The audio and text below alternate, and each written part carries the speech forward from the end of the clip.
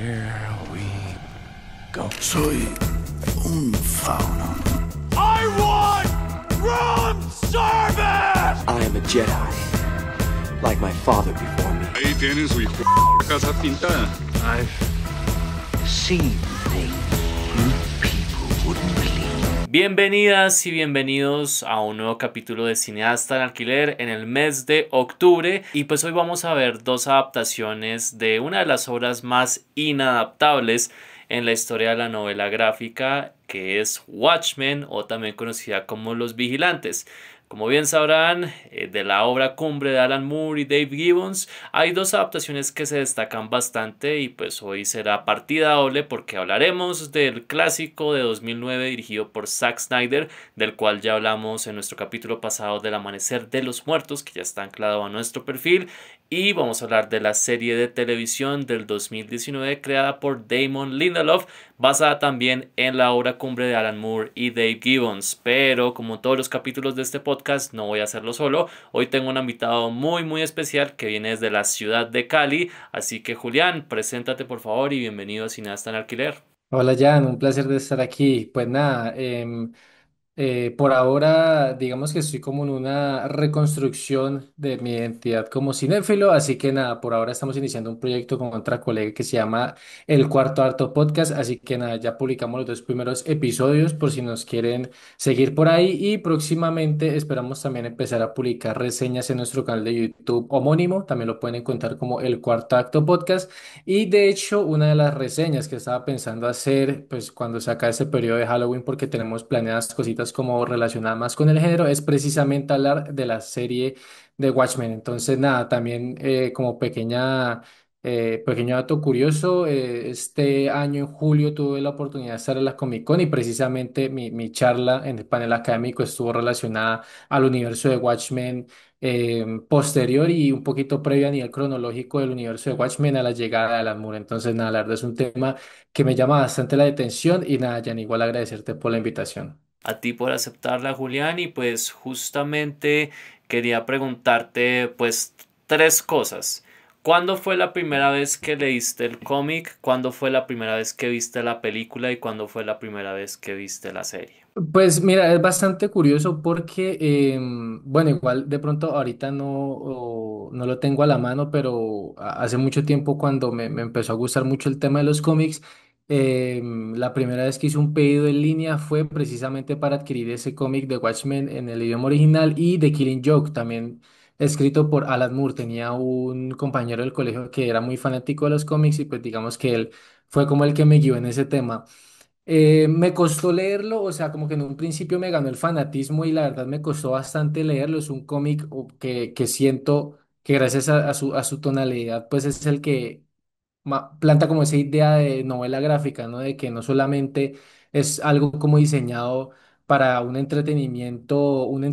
inmediato, ¿no? O sea, Alan Moore siempre propuso, gracias a sus obras, Watchmen creo que es como el mayor ejemplo de eso, pues un análisis un poco más profundo y esa deconstrucción que él tanto ha caracterizado a sus personajes, que en este caso pues son como superhéroes, que también una de las cosas que siento que se volvió como muy abanderada del sello Moore, que se ha visto mucho en estos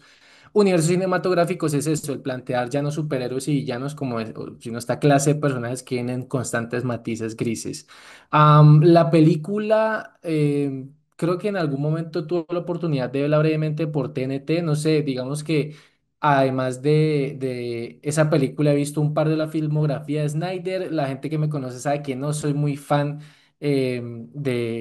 del director, pero curiosamente, gracias a Sensacine, no sé si tú los conoces, el medio español, tuve la oportunidad de repetirla, ya que Alejandro en el top que hizo de 100 las mejores 150 películas del siglo la puso, de 150 pero la puso, entonces me llamó mucho la curiosidad. Y hace poco la repetí, y también hay varios apuntes que seguramente lo vamos a tocar a continuación que me llamaron mucho la atención. Y ya para cerrar, la serie sí es algo que me gustó mucho, es algo que digamos me tocó un poquito ya en un momento donde ya estaba en la universidad y entendí un poco más del lenguaje audiovisual, y a mí la verdad me encanta, es el producto que más me gusta de la saga, lógicamente, después del cómic. He leído también algunos cómics adicionales de Watchmen, y la verdad que la serie de Damon Lindelof me parece la que a nivel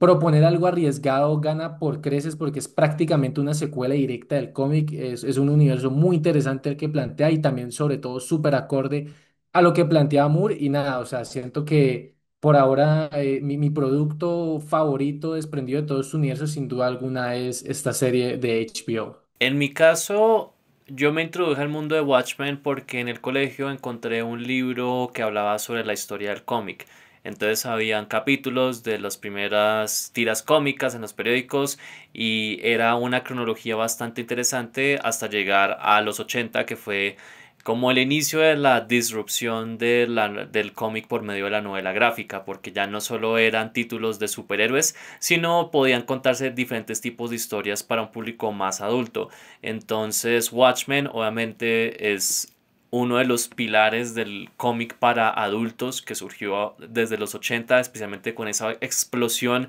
de autores británicos que llegaron a la escena del cómic estadounidense y básicamente dieron un giro de tuerca a lo que era posible en ese momento para el noveno arte. Y la cosa es que unas semanas después de yo haber leído ese libro, sale el primer teaser de la película de Snyder. Y pues sigue siendo para mí uno de los mejores teasers en la historia del cine. La película se convirtió en la que yo más quería ver en 2009, pues o sea, había salido de The Dark Knight y ya quería ver lo que seguía con el universo DC, qué más propuestas iban a traer. Y la primera vez que vi la película, la verdad me decepcioné bastante porque era una cinta que era muy larga, muy densa, un poquito aburrida. Era un estilo de superhéroes que yo la verdad no estaba acostumbrado. Sin embargo, me pasó algo similar a Blade Runner y es que le di otro chance a la película tiempo después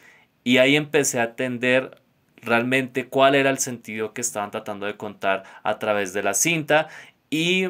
tiempo después logré leerme el cómic y se me abrió como un canvas hacia algo distinto, hacia algo no solo muy bien escrito y muy bien ilustrado, sino también un mundo muy completo y muy complejo que fácilmente se puede comparar con cualquier novela de Raymond Chandler o Thomas Pynchon por el nivel de maestría, pero también de complejidad que uno tiene a la hora de leer estos cómics. Eventualmente Watchmen fue el catalizador para esa época oscura, donde en los 90 creo que empezó como esa tendencia medio cutre de superhéroes oscuros, por ejemplo los que surgieron de la Image como Spawn,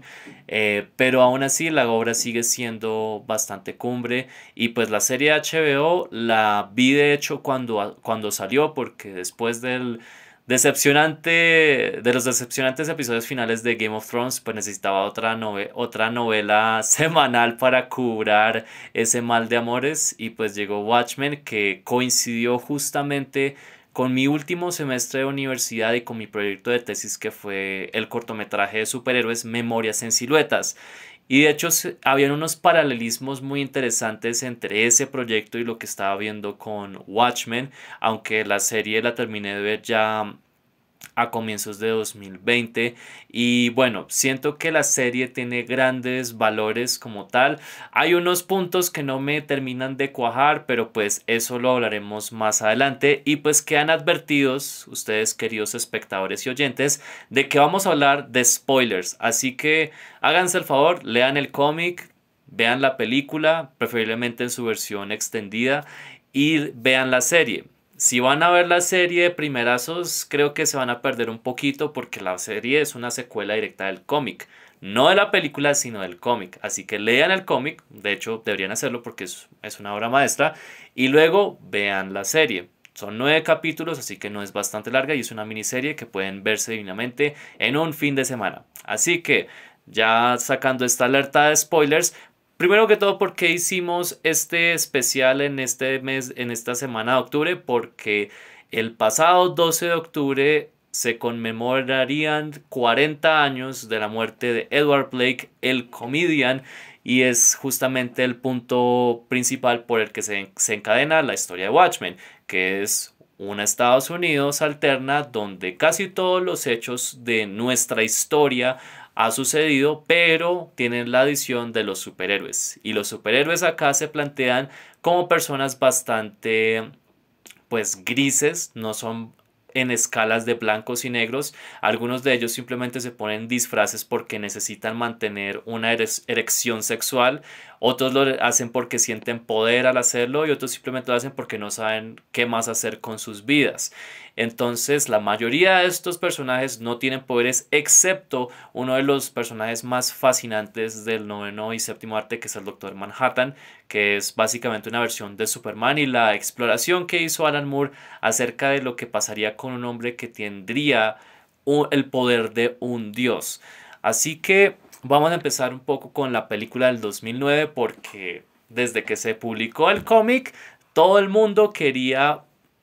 adaptar Watchmen. Y muchos directores, grandes directores como Terry Gilliam, como Paul Greengrass, trataron de hacer sus adaptaciones hasta que el mismo Terry Gilliam dijo, no, este cómic es demasiado denso, es demasiado complicado y sabemos que Terry Gilliam es alguien que es experto en producciones complicadas y si Terry Gilliam dice que esa vaina está inadaptable, hay que hacerle caso. El caso es que después de muchos intentos y de varios borradores de guión donde incluso cambiaban la ambientación ochentera por la más actual,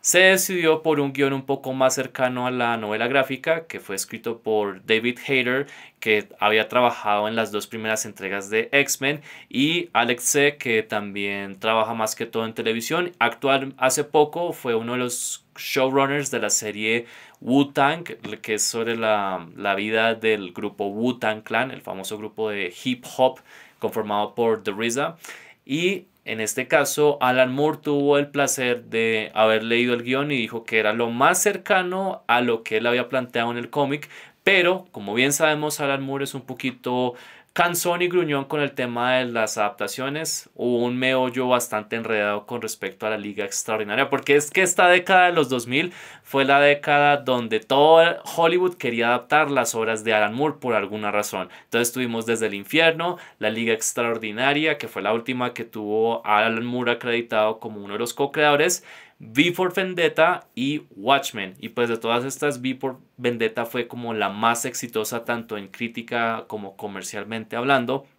Pero Watchmen fue una película que llegó con altas expectativas, pasó sin pena ni gloria, pues porque fue una película bastante polarizante y sigue siendo bastante polarizante. Pero yo creo que tal vez es la obra maestra de Zack Snyder, porque aunque él pierda mucho el punto de la novela gráfica, siento que como película funciona porque es justamente algo que no se había visto antes en el género de superhéroes en esa época y aún así tiene muchos méritos. O sea, recrean esos paneles de una manera increíble. Las actuaciones de la mayoría del elenco también están en punto. Creo que los más destacables para mí son Jackie Earle Haley como Rorschach, Jeffrey Dean Morgan, que ahorita es conocido como Negan, como el comedian, y pues Billy Crudup también hace un excelente trabajo como el Doctor Manhattan. Y creo que Snyder hace un buen trabajo replicando la estética de la novela gráfica, pero también dándole como un pequeño toque a lo David Fincher con una paleta de colores mucho más azul y más fría. Y no escatima en gastos con respecto a la violencia, a lo crudo que es el material, y lo cual entiendo porque a muchas audiencias les habrá molestado porque los trailers lo hacían mostrar a esta película como una película meramente de acción. Si hay acción, pero esta es una cinta que es un poco más compleja que eso y creo que como película funciona bastante bien. Pero en tu caso, ¿qué piensas acerca de la peli de Snyder? Y aquí puedes usar spoilers sin ningún problema. Pues mira, o sea, es que como te digo, además de, pues, a ver, siento que primero hay que empezar con algo muy importante y es que, tal y como en algún momento, es que para mí Alejandro G. Calvo es el prócer de la crítica de cine moderno, o sea, las cosas que ese man dice, a mí me parece que son la ley porque es una persona que, teniendo el conocimiento que tiene, a vos se lo transmite con una simpleza que es sin duda alguna fascinante y él alguna vez dijo que la película que era buena era la que le gustaba a uno, o sea, que ese era como el único criterio, digamos que principal, pero que también estaba en la capacidad de las personas en argumentar el por qué nos gustan las películas que nos gustan, ¿sí? Que no solamente sea como esta nueva tendencia que creó Letterboxd, red social que odio con todo mi ser, que ha vuelto muy reduccionista todo el tema de la reseña. O sea, he visto muchas reseñas por Twitter que son solamente como esta película es basura o esta película es maravillosa. O sea, una reseña de 5 palabras que es muy limitada y que pues al final no me termina dando nada sobre de verdad qué es lo que piensan de las películas, ¿no? Y pues con Snyder, además de tener como problemas con la filmografía de él, también siento que es una persona que tiene ciertos talentos, como vos lo mencionabas, el tema de la fotografía y la propuesta estética de Watchmen en la película es algo notoriamente espectacular. Digamos que no solamente cómo se ve, sino también las secuencias de acción y muchas cosas que él, de manera incluso un poquito implícita, generó todo en el subgénero, valga la redundancia, que es ahora el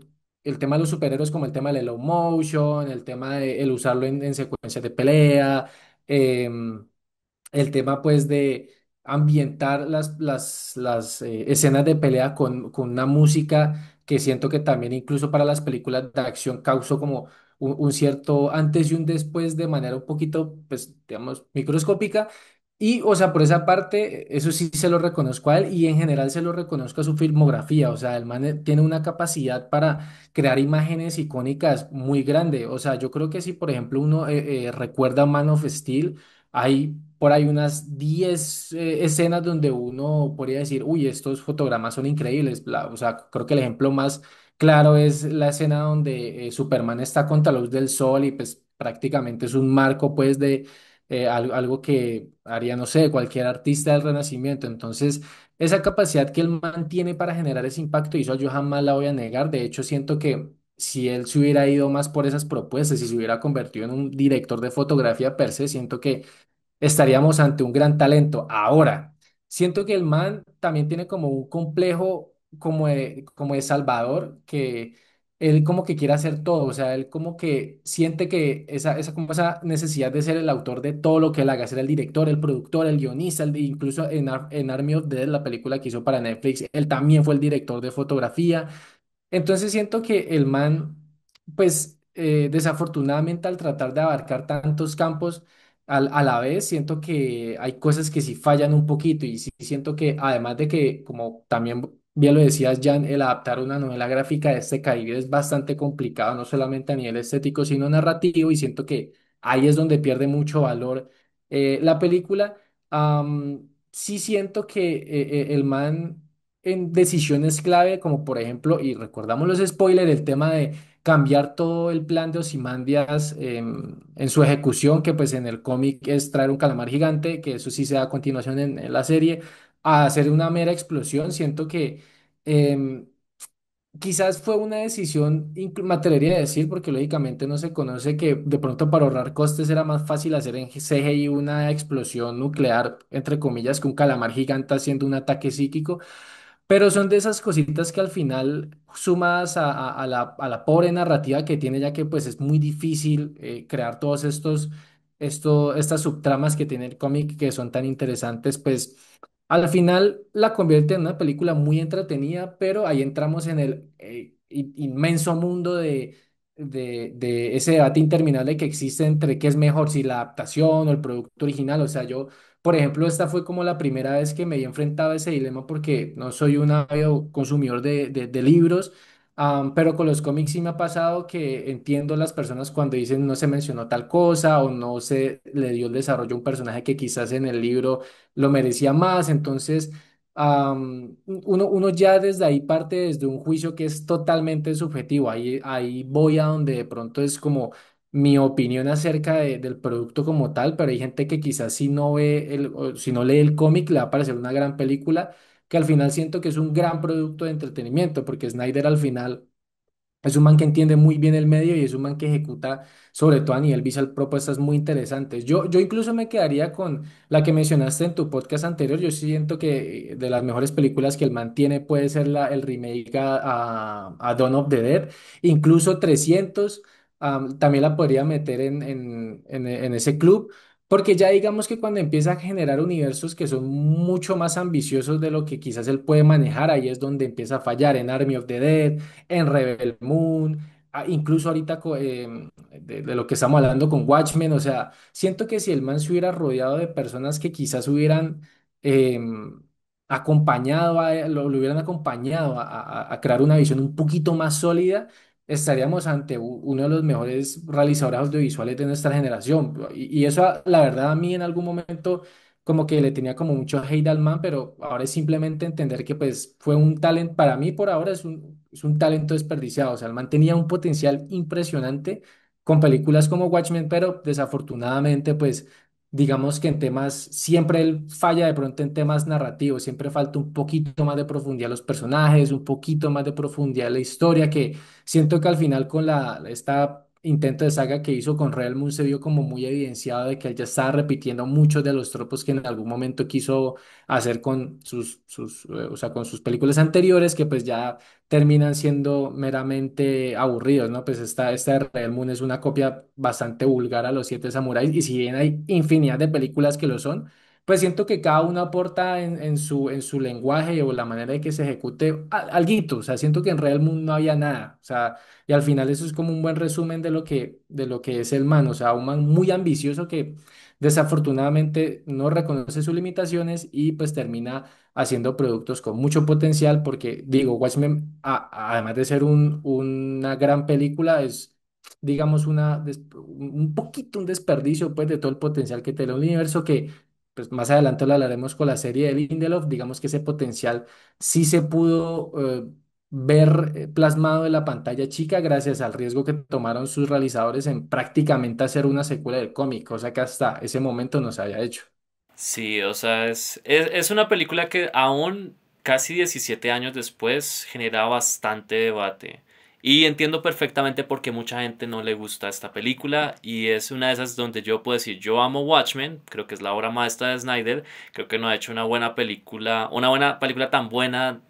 como Watchmen en hace mucho tiempo. Bueno, tal vez el Snyder Cut de Liga de la Justicia es algo que puede acercársele más o menos, pero la cosa es que Snyder siempre ha tenido una gran estética, pero él siempre necesitó de buenos guionistas. Y creo que esta primera fase de lo que es Amanecer de los Muertos, 300 y Watchmen fue la fase de oro para mí, para Snyder, porque estaba rodeado de cierta forma de buenos guionistas. O sea, tan solo Dawn of the Dead fue escrita por James Gunn. Entonces, esa dupla fue algo que sirvió bastante y que hubiera sido chévere haber tenido un guionista con ese calibre para Army of the Dead, porque Snyder tiene unas buenas ideas, pero la cosa es que cuando él es el guionista y las tiene que ejecutar, pues falla bastante. Y Watchmen, por más de que yo ame la película, especialmente después de haber visto el corte del director, siento que es el inicio es la historia de origen del Zack Snyder mamerto que muchos cinéfilos y cultistas empezarían a debatir en la internet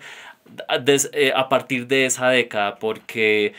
tristemente, aunque Snyder es un tipo que se ve que es bastante relajado y que simplemente le gusta trabajar y hacer planos cool, él mismo lo admite, su fandom creo que aquí es donde empezó a generarse y es una cosa bastante irritante. O sea, yo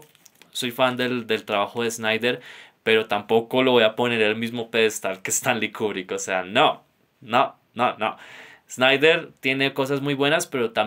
uno también, si ama el trabajo de alguien, también tiene que ser capaz de ver sus defectos. Eso creo que le genera a uno un buen criterio. Y pues siento que esta película, aunque de cierta forma fue muy influyente en el look de ciertas propiedades, especialmente televisivas de superhéroes, como en el caso de Titans o The Boys, siento que también pudo haber sido mejor. Una película que en el caso de Silk Spectre, creo que necesitaba una mejor actriz para interpretar ese papel, porque Malin Ackerman es una mujer preciosa, pero no es una buena actriz y creo que es el enlace bastante débil que tiene el cast, cosa que no pasa con Carla Gugino, que interpreta a su mamá, la primera Silk Spectre. Afortunadamente en la serie, el personaje de Laurie, que pues de por sí en el cómic no es tan bien explorado y no es tan interesante, tiene una gran actriz que es Jean Smart y ella logra realmente darle unos matices a ese personaje y es bastante creíble como esta mujer que le ha tocado vivir una vida a través de los sueños de otros y pues ya está en un punto donde ella acepta quién es. De hecho, en la serie ella toma el apellido de su padre, Edward Blake, cosa que ella no sabía sino hasta el final de la historia original. Porque el comedian es un personaje bastante complejo, bastante tóxico, bastante sádico. Y en la película lo interpreta magistralmente Jeffrey Dean Morgan. Entonces, quisiera preguntarte ahora, ¿cuál de los personajes sientes que fue mejor desarrollado en la película? Yo siento que Rorschach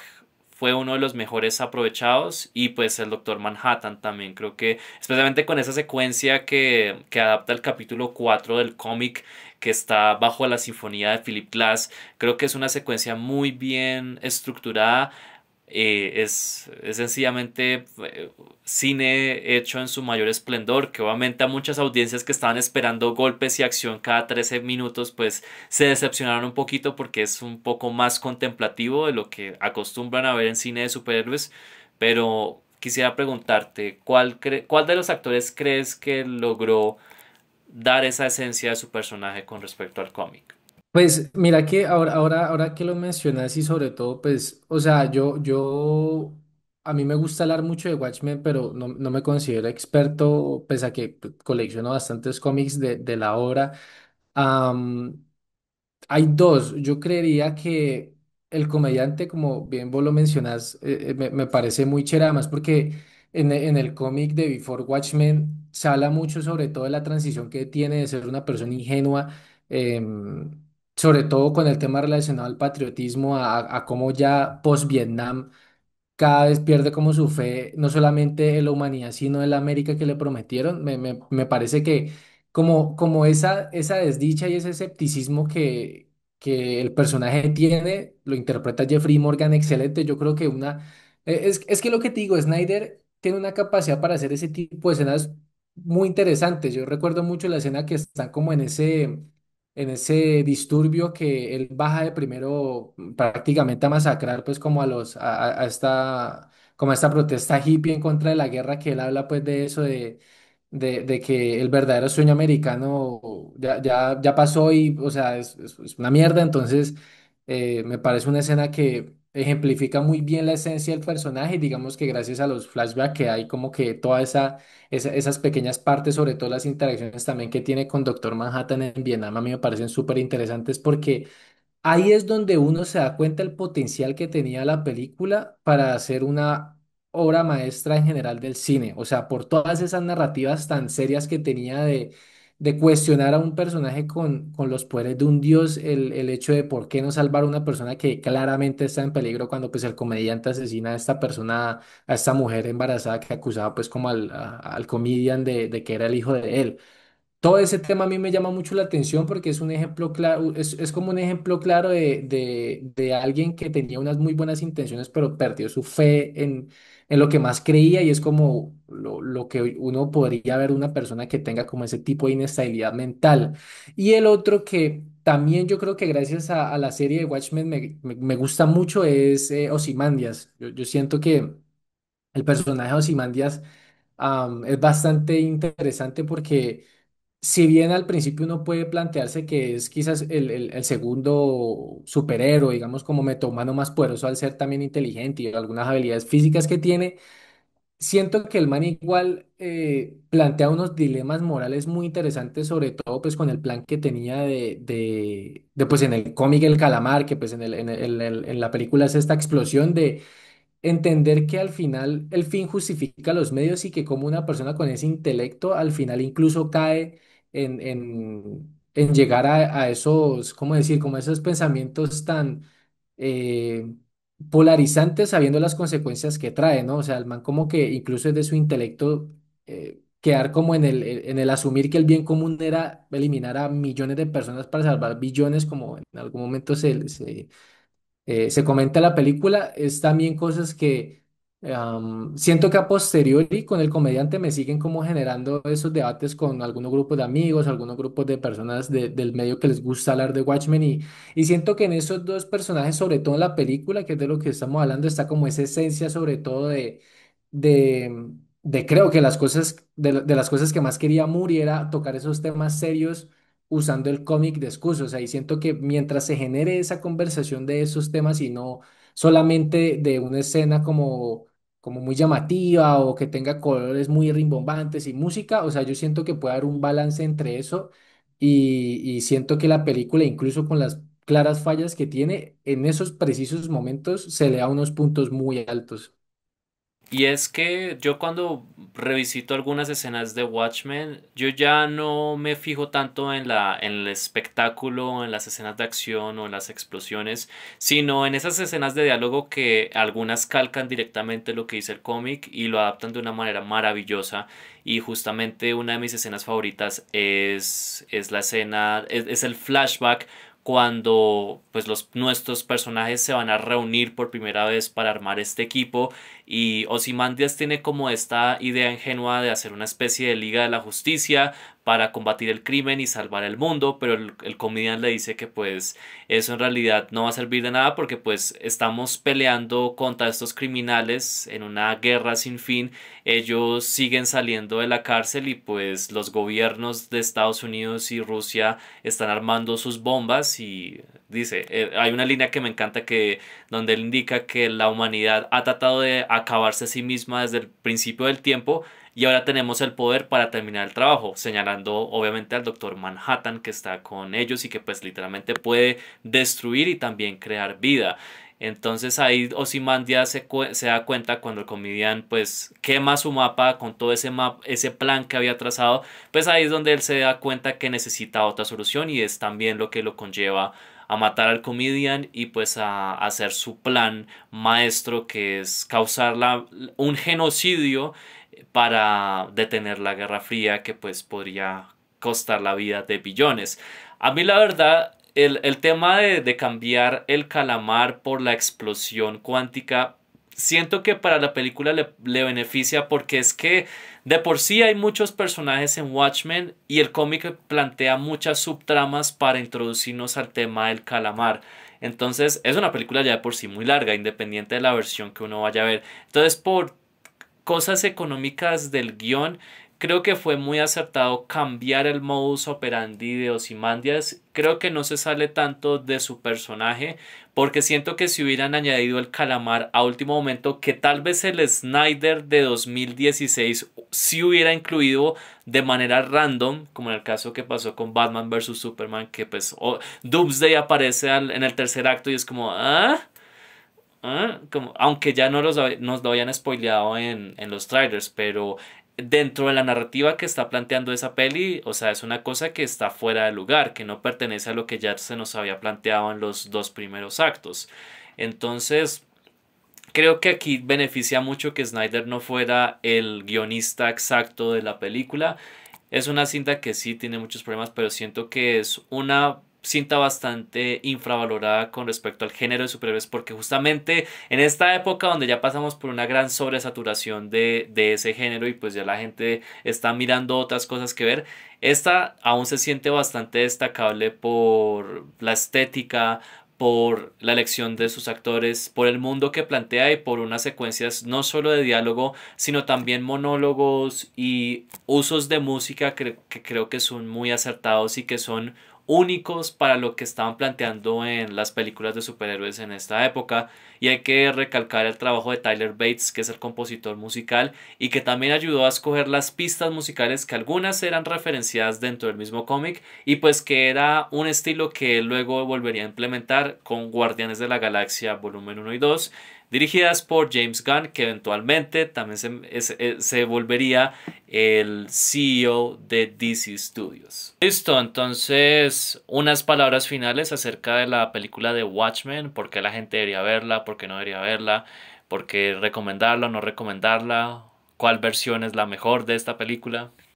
Pues, mira, Jan, yo creo que tanto la conclusión que podamos tener acerca de la película como la serie y es la invitación que siempre hago, no solamente como en mi versión, pues como casual de recomendar películas, sino también ahora con este nuevo medio, el cuarto acto, es que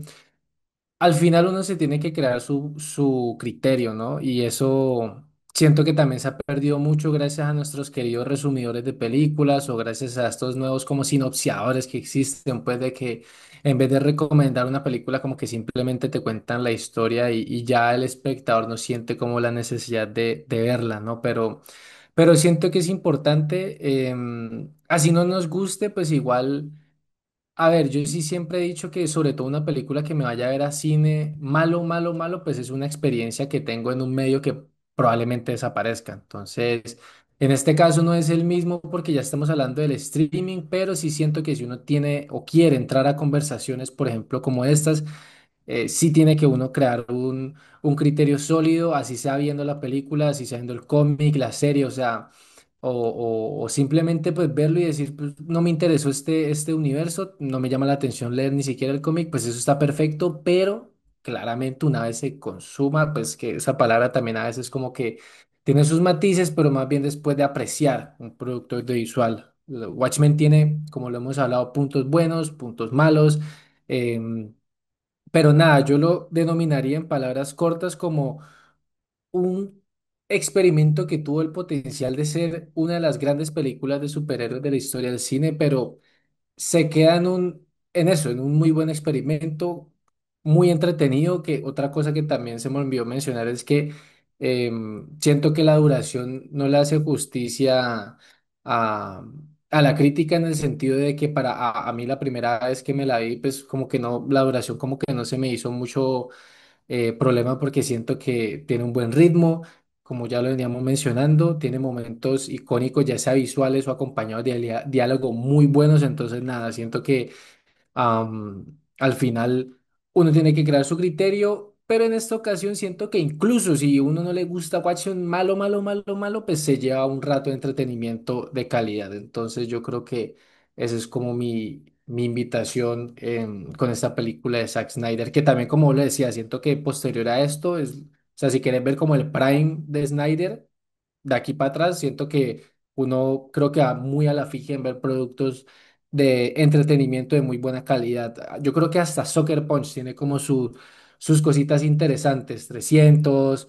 Dawn of the Dead, siento que todas esas propuestas que culminan en Watchmen son, como decía, la mejor parte de la filmografía de nuestro querido Snyder. Siento que con Sucker Punch, que es una película que disfruto y aprecio, si la mentalizo más como una película de serie B que tuvo la fortuna de tener un presupuesto tan grande, siento que es un poco más disfrutable porque es básicamente una película de explotación de los años 70, pero con la estética de los 2010 más o menos. Entonces, y es una peli que, bueno, eventualmente hablaré de ella el próximo año en nuestra siguiente temporada porque pues será el 15º aniversario. Increíble que el tiempo pase tan rápido. Pues es una película que cada año encuentro más fans y curiosamente son mujeres porque Sucker Punch cuando salió fue una película que fue machacada peor que todas las anteriores de Snyder y muchos la tildaban de misógina, pero pues más adelante, cuando haga el capítulo de Sucker Punch, exploraremos un poco qué pasó con eso. Yo siento que esta cinta tiene grandes méritos, también tiene defectos.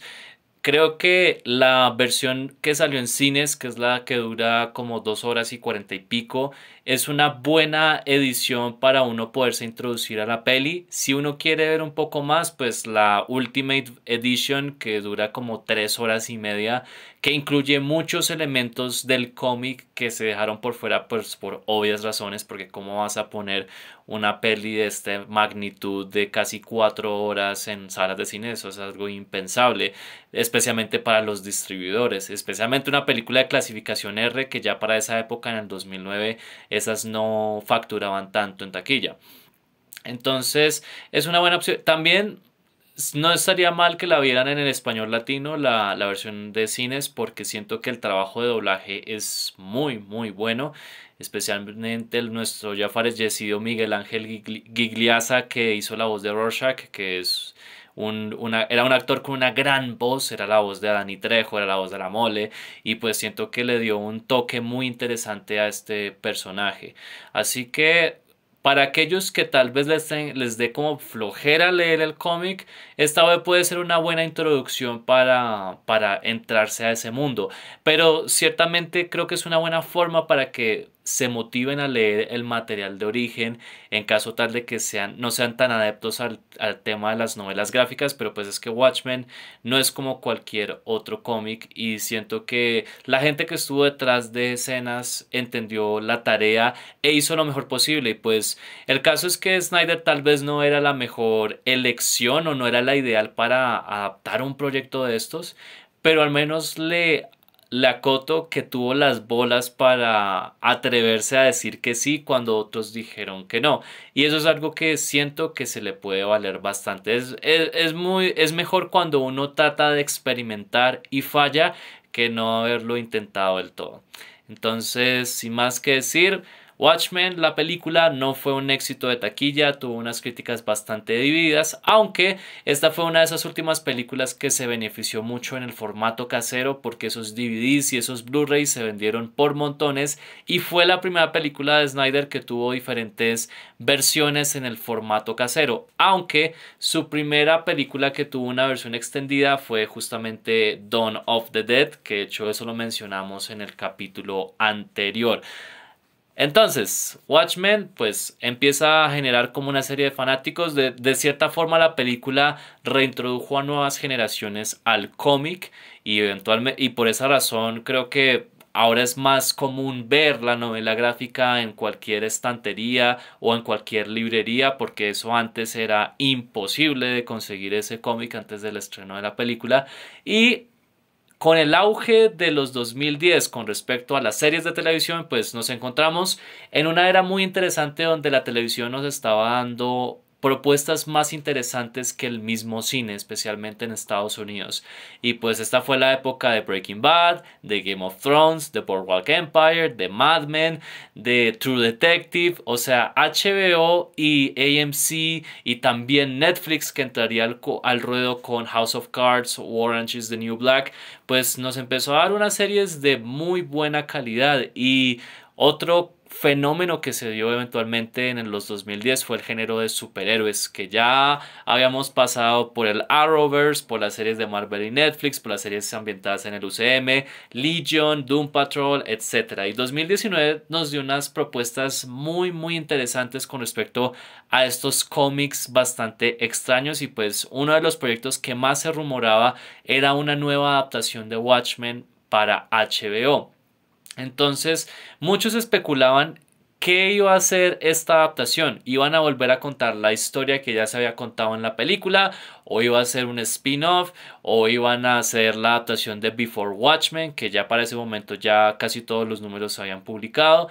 Pero Damon Lindelof, que pues se dio a conocer con la serie Lost y también fue uno de los co-guionistas de la película Prometeo, quiso hacer un experimento también muy interesante con el universo de Watchmen, porque esta vez dejó a un lado la estética ochentera para adentrarse más en el presente, manteniendo los códigos no solo visuales sino narrativos del cómic y haciendo una adaptación que no es tanto, que no lo llamó tanto una secuela sino un remix de la novela gráfica, aunque claramente y como va avanzando la trama nos damos cuenta que eventualmente es una secuela del cómic como tal. Entonces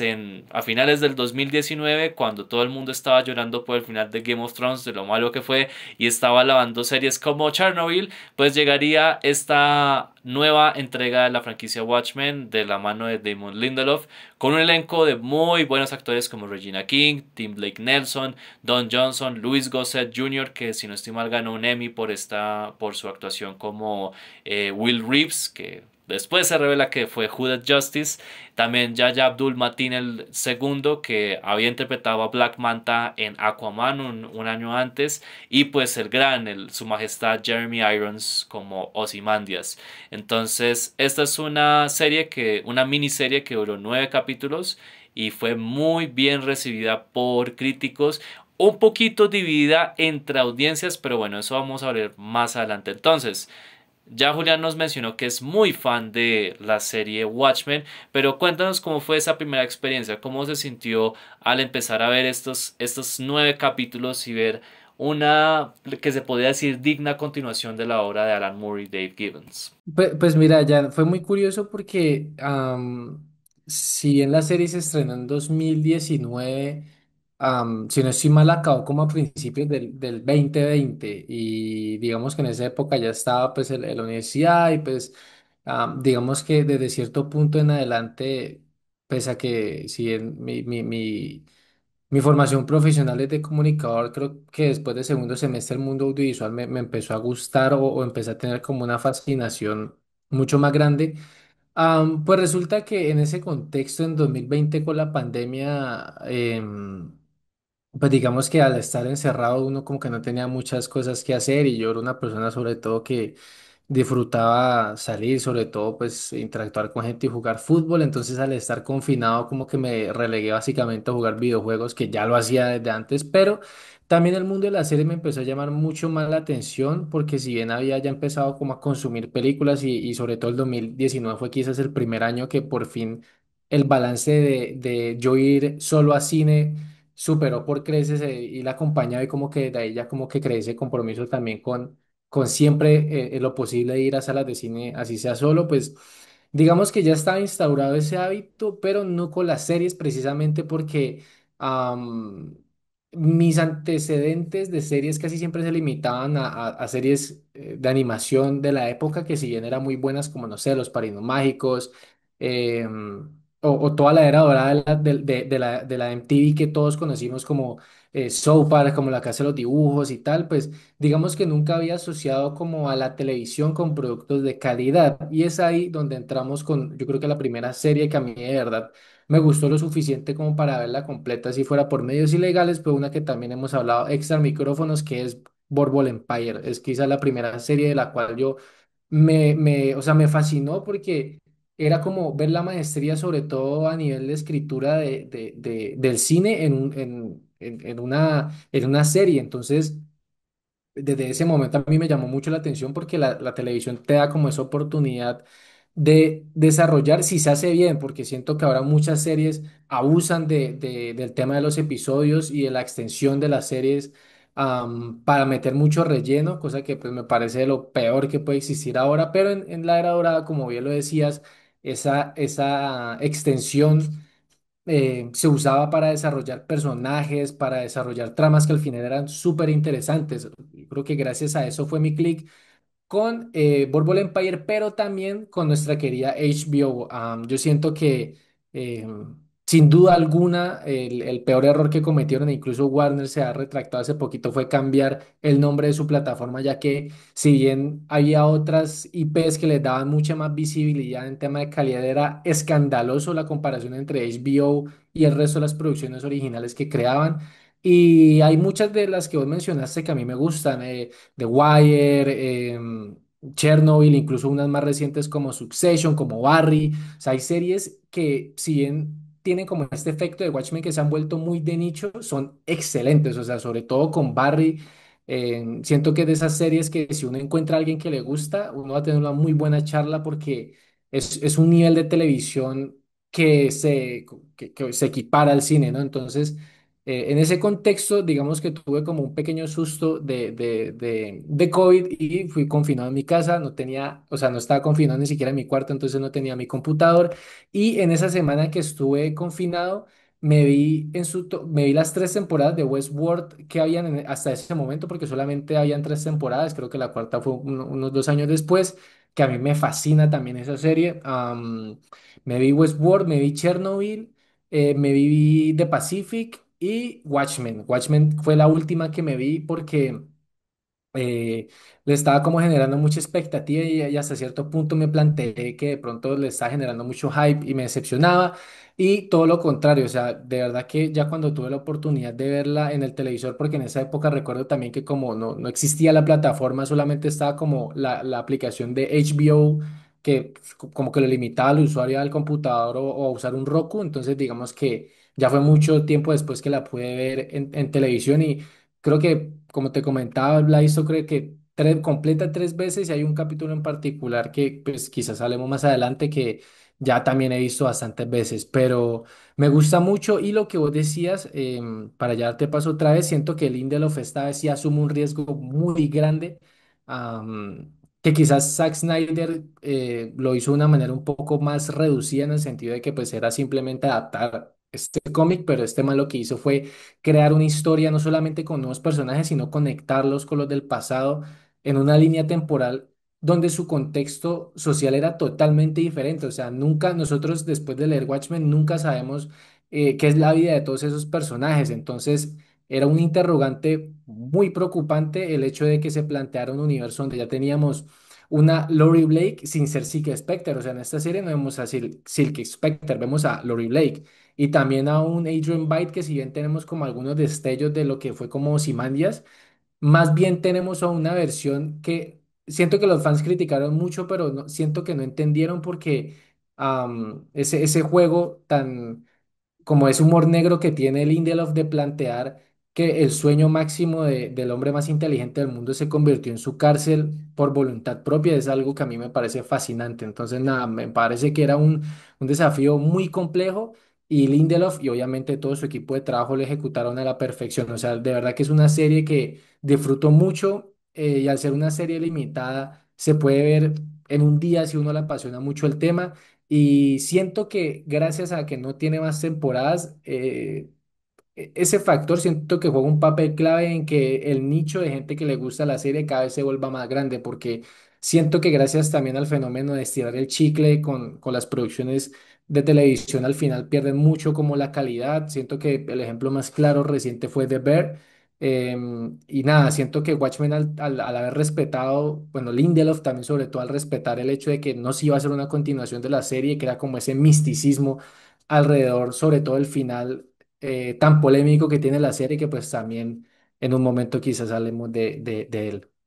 Sí, la cosa con la serie que yo tengo es que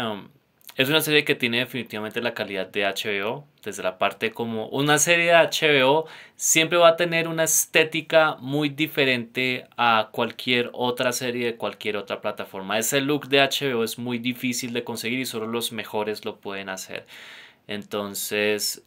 ya sea que esté grabando en filme o en digital, que pues es una de las pocas networks que todavía se dan el lujo de poder escoger cuál de los dos formatos hacer, ese look está muy presente. Creo que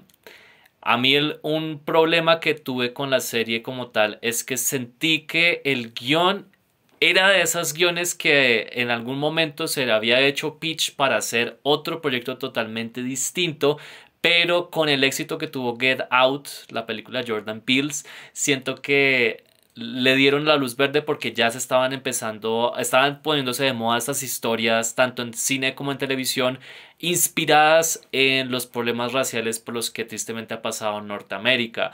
Pero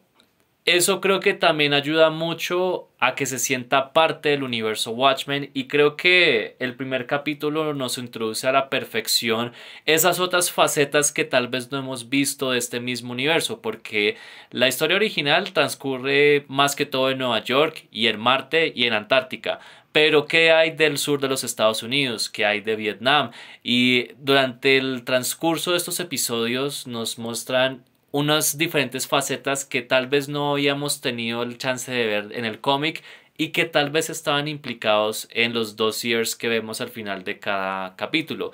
Así que la serie siento que a veces trata de ser como, ¿qué tal si Jordan Peele hubiera hecho una serie de superhéroes? Cosa que de hecho me llama mucho la atención ver algún día, pero pues ahorita con el fracaso que tuvo Him, quién sabe qué va a suceder, pero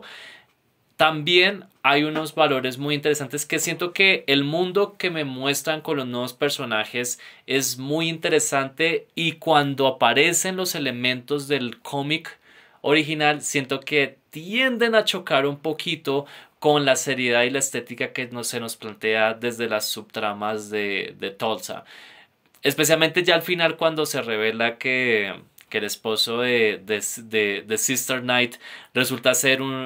el Doctor Manhattan quien ha decidido escoger una vida de mortal para poder estar con una mujer con la que puede volver a tener una vida normal después de muchas décadas de existencia. Entonces, ahí siento, especialmente en la parte técnica se me cae un poquito, pero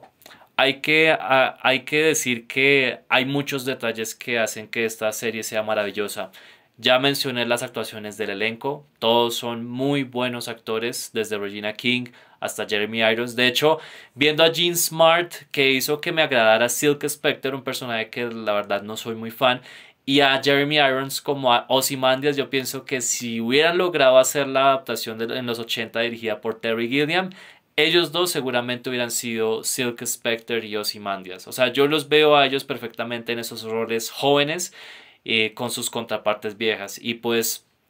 también en los personajes nuevos, Looking Glass es uno de los que más se destaca. Y también creo que fue muy interesante la manera como replantearon al personaje de Hooded Justice, que es un personaje secundario que aparece en el cómic, que es el que salva a la mamá de Lori de ser violada por el comedian, y pues que en el cómic es implicado como un tipo homosexual que también es una especie de nazi. Pero en la serie lo replantean de una manera muy interesante en mi capítulo favorito de la serie, que es This Extraordinary Being, si no estoy mal, que es el capítulo 6, que es un capítulo de flashbacks, pero que es una cosa brillante porque literalmente la protagonista, Sister Night, toma una píldora que se llama nostalgia, convenientemente se llama nostalgia, y se transporta a los recuerdos de Will Reeves, que resulta ser su abuelo. Entonces muestran cómo él, un hombre negro que se convierte en policía a comienzos del siglo XX en la Nueva York, que a pesar de ser una ciudad del norte, pues se convierte en un escenario donde hay racismo latente en la sociedad, pues él tiene que ponerse una máscara porque por ser una persona de color no lo toman en cuenta a la hora de empuñar las armas para hacer obedecer la ley. Entonces es ahí donde creo que acierta mucho el estilo que estaba buscando Alan Moore con el cómic en ese capítulo con Hooded Justice. El soundtrack también hay que mencionar a Trent Reznor y Atticus Ross, el trabajo que ellos hacen de adaptar la música clásica y también de crear sus propios temas, hace que Watchmen tenga una identidad propia y que la destaque entre todo este meollo de series de superhéroes, porque cuando salió la película era muy extraño ver superhéroes violentos, complejos, con un estilo un poco más maduro. Ya cuando salió la serie, ya habían muchos más proyectos, como Daredevil, por ejemplo, que era género de superhéroes, pero como un tono más hacia el género de crimen. Pero cómo podía Watchmen destacar frente a todo ese meollo y todo ese contenido, pues lo logró hacer con la manera como adaptaron este universo a otro medio y también con la estética y con la música de Reznor y Ross, que ahorita lo podremos escuchar en todo su esplendor con Tron Ares, que está actualmente en cartelera. Sí, pues, o sea, es que, a ver, primero que nada, siento que el tema de los personajes sí es bastante interesante. Voy a ver si, es que no sé si se alcanza a ver, creo que ahí se alcanza a enfocar un poquitico. O sea, el personaje de Looking Glass me fascina en el sentido de que, o sea, aparte de lo que siento que quería manifestar Alan Moore con su Watchmen, era como lo que comentamos con la película, el personajes complejos que se manejan por constantes dilemas morales que muchas veces digamos que los reprochamos, pero tal y como lo hablamos en un principio con Ozymandias, a veces como que el entender que el bien justifica los medios para ellos a veces era como lo importante. Y, y también ver cómo todos estos personajes, tanto de la serie como el cómic o en general del universo de Alan Moore, son sobre todo personas bastante atormentadas, ¿no? Atormentadas por un pasado ya sea de violencia intrafamiliar, ya sea de trauma, ya sea de guerras, de conflictos, o incluso en este caso específico con Looking Glass. Wade Tillman, el nombre como de pila que tiene y el episodio, como lo comentamos, extra micrófonos, para mí mi favorito es A Little Fear of Lightning, que es el episodio donde se cuenta como esta historia de este flashback de cómo Looking Glass se convierte en el interrogador principal del cuerpo de policía de Tulsa y cómo también de manera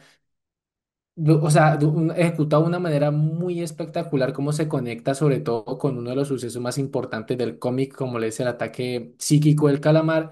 pues nos da a entender de que el mundo, o al menos hay personas como Wade, que siguen profundamente traumadas por lo que pasó. Entonces, siento que ese capítulo nos da una cátedra en lo que debería ser un episodio, en teoría, para desarrollar una historia secundaria, ¿no? Siento que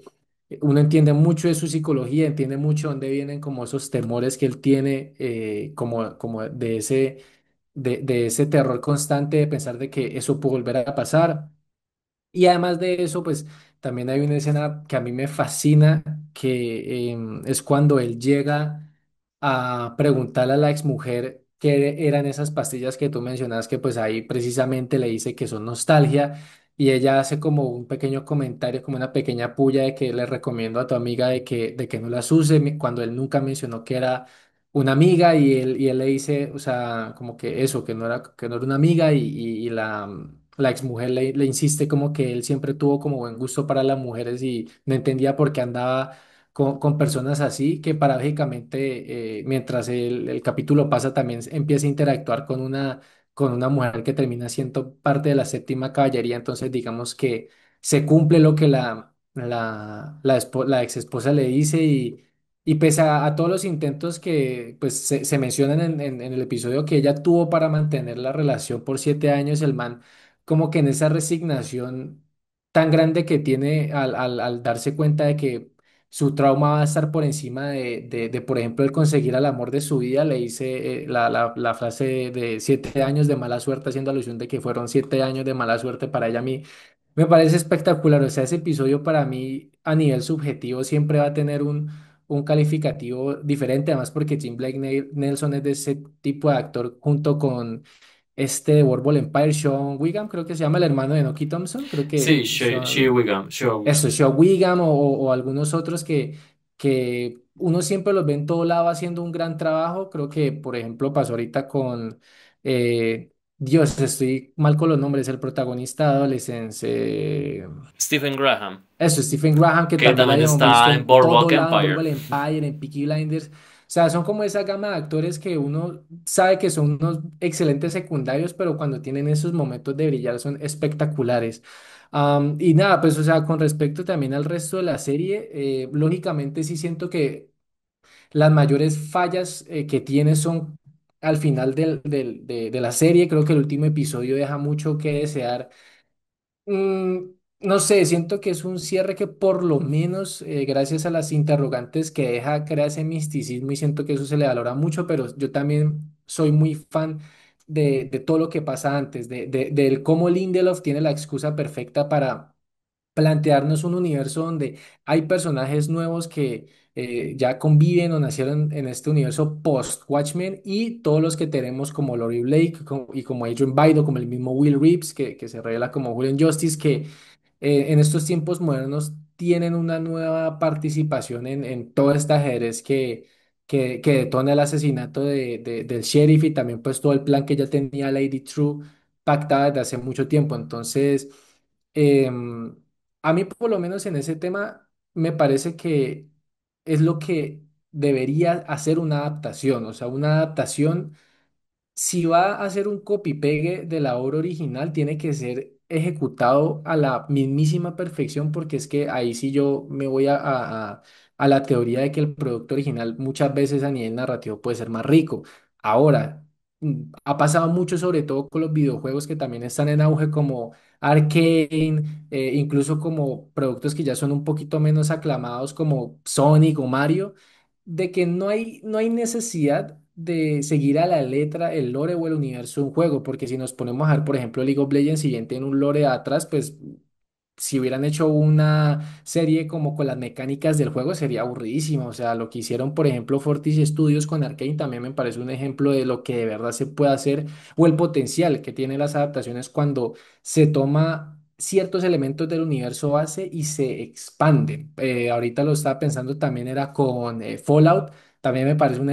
un gran ejemplo, porque prácticamente la serie Fallout está como entre el New Vegas y el 4, y lo que hace es precisamente extender todo el lore que para las personas que no conocen el producto, pues tienen la oportunidad de verlo por primera vez y para la gente que consumió el videojuego como yo, tiene la oportunidad de ver una historia adicional. Siento que Watchmen, digamos que a ese nivel de novela gráfica, logra hacer eso. Lógicamente, estamos en el universo donde salió muy bien. Esto en muchísimos universos alternos también puede haber salido terriblemente mal, pero siento que afortunadamente tenían de líder a Damon Lindelof, que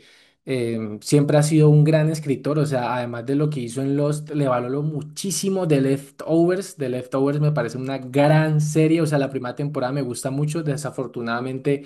los siguientes capítulos después de la primera temporada no me gustan tanto, pero a mí la primera temporada de Leftovers me parece espectacular. Entonces, siento que fueron como muchos factores que afortunadamente coincidieron para crear una gran serie y también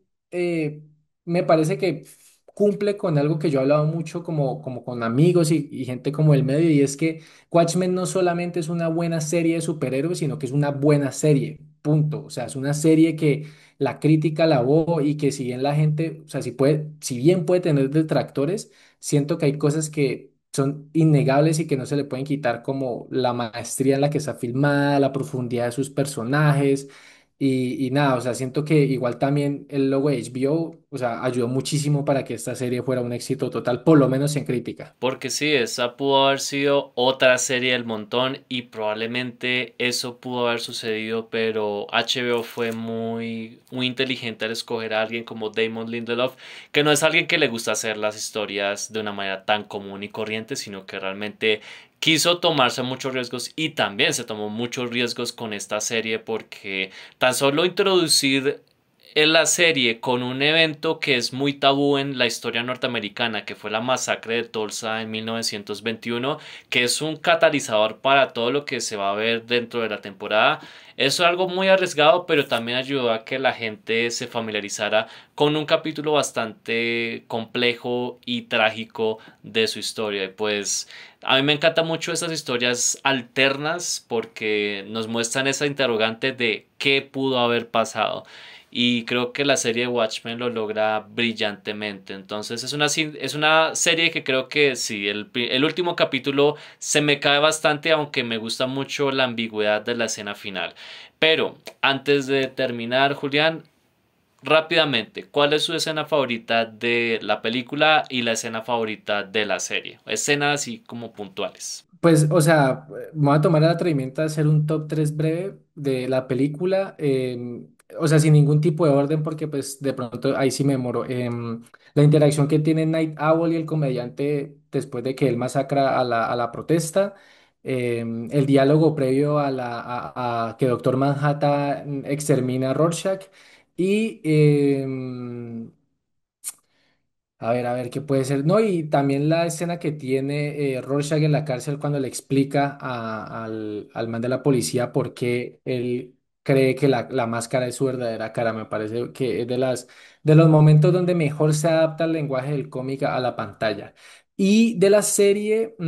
como te digo, ahí sí ya subjetivamente la primera va a ser la interacción de Looking Glass con su ex esposa, pero también me gusta mucho la revelación de Will Reeves como Hooded en Justice. Me parece que es un muy buen plot twist y como vos lo decís, expande mucho no solamente la historia del cómic, sino también del contexto racial que puede generar el hecho de que uno de los superhéroes más icónicos de esa época era negro. Y a ver, otra más. Sí, espectacular la escena donde Lori Blake habla por teléfono, por esos teléfonos como satelitales que contactan directamente con Manhattan. Eso para mí también es una masterclass de guión y una masterclass de actuación, porque Jean Smart es una señora actriz y si bien afortunadamente Hacks le ha dado ese reflector que merecía ya desde esa serie, o sea, esa señora tiene mi corazón porque ha sido parte de Watchmen, Fargo y Legion, y esas son tres series que a mí me fascinan, y ese delivery que tiene en esa escena y el cuento que le relata Manhattan del niño, o sea, es fascinante. Yo creo que esas pueden ser como un 3 y 3 de la serie y de la peli. En mi caso, pues creo que La escena de la película sería el diálogo entre Ozymandias y el Comedian durante la reunión de los Crime Busters. Me encanta mucho esa escena, especialmente la versión extendida. Y de la serie, creo que es la escena donde Looking Glass se les revela cuál fue todo el meollo del calamar. Jeremy Irons pues hace un delivery de sus líneas fantástico, y pues también hay que aclarar que en este universo Robert Redford es el presidente de los Estados Unidos. Robert Redford, que en paz descanse, ese ícono del cine, y pues es como la manera de cómo se construye totalmente ese personaje, y básicamente él retoma su identidad como Wade Tillman, ya que porque ya después de eso, en el transcurso de lo que queda de la serie, ya abandona la máscara y realmente acepta su identidad, ya que básicamente ese miedo era una mentira. Entonces muchas gracias por haber sido mi invitado en este épico capítulo de Cineasta de Alquiler. Antes de irnos rápidamente, ¿dónde te podemos encontrar en redes sociales? Bueno, Jan, también como te digo nuevamente, muchas gracias por la invitación. Este tipo de charlas a mí me gustan mucho y nada, la recomendación de siempre, muchachos, es que esta clase de espacios se abren para que precisamente exista un debate sano acerca de las cosas que nos gustan. Así que pues también la invitación siempre es que consuman los productos que Jan, de los cuales Jan habla, porque de verdad que son material muy interesante y generan este tipo de conversaciones. Así que me parece un muy buen espacio y de verdad, o sea, si yo pudiera estar otra media hora aquí hablando incluso de las películas animadas, lo haría. Pero nada, nos pueden seguir en Instagram como @el cuarto acto podcast. Esa es como una nueva etapa donde vamos a tratar de hacer un poquito más de retomar el podcast y nada, expandirnos a otros medios, las reseñas en YouTube, textos escritos y nada. Nos pueden seguir en Instagram, donde ahí están el resto de las redes sociales, pero próximamente también además de encontrarnos en Spotify también como El Cuarto Acto Podcast, en YouTube como El Cuarto Acto Podcast, todos tienen el mismo nombre afortunadamente. También la idea es empezar a publicar estas video reseñas sobre pues, las cosas que vayamos como recomendándoles a nuestra audiencia. Así que nada, una vez más ya muchas gracias por la invitación y nada, yo siempre seré un gran fan del podcast y nada, cuando me necesite, hermano, no sabe que también hay algunos proyectos ahí que hemos hablado fuera de micrófonos que están ahí pendientes y será un placer debatirlos porque esa clase de cosas son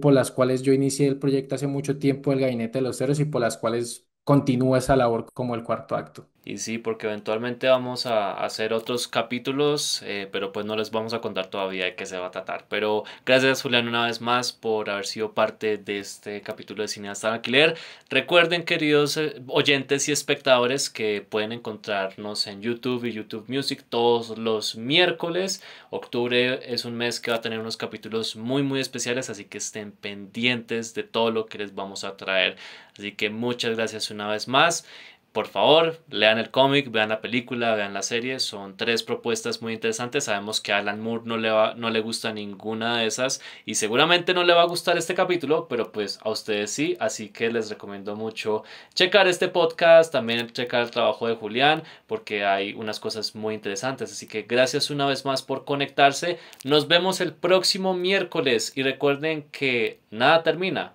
nada jamás termina. Chao, chao.